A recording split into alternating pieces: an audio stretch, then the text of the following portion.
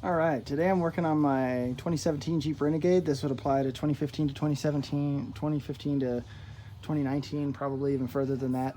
Jeep Renegades, 5 on 110 bolt pattern with the, yeah.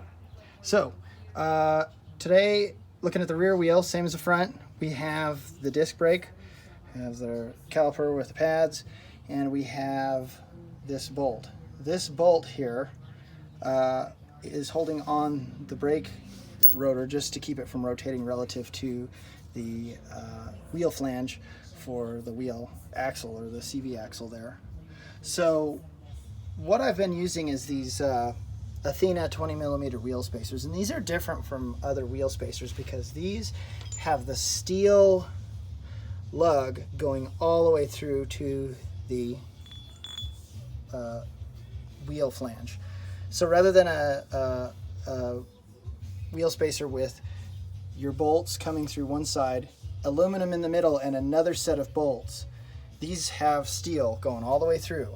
So you're not going to have potentially cracking or issues if you've heard of some of those online or heard your friends have that problem. I've used these wheel spacers for at least 55,000 miles. My Renegade has about 56,000, 57,000 miles on it. It's a 2017. This is 2019 May when I'm making this video, so I got it in, I got it in November of 2017, so I've only had it not even 2 years. 55,000 miles on these suckers, no problems at all, no bearing issues, no nonsense. I do use the stock wheels and tires. The stock tires didn't last for me, so these are some Michelin's. But just wanted to show how to get these wheel spacers to attach, because there's a difference between the threads of either the bolts you receive with the wheel spacers, the Athenas, or if you go get some bolts. These are flathead, socket head, cap screw bolts, 35 millimeters worth of thread, and the 35 millimeters is from the tip to the base of the taper, so that's about 35 millimeters. I think it measures about 33 plus or minus a little, but you need a 35 so that you don't hit anything on the back. Okay, so these are M10 by 1.5, but the threads here are M10 by 1.25. So what we're going to do is take this out and thread it or tap it with a tap, and then I can go ahead and put my screw all the way through the spacer to hold it on. I noticed when I was taking on and off the tires at times early on when the truck was new, the spacers would come off. This spacer will have the same exact length of screw as the original.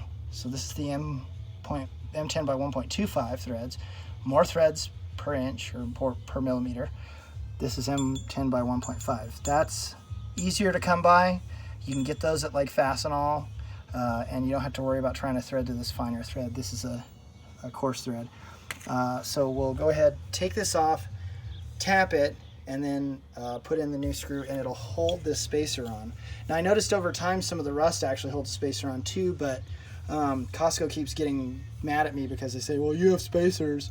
So this should hopefully hold them on and not let them fall off. I doubt that they fall off now because of some of the rust after a couple of winters, but northern Nevada winters that is. But yeah, so anyway, that's what you can do to keep these attached.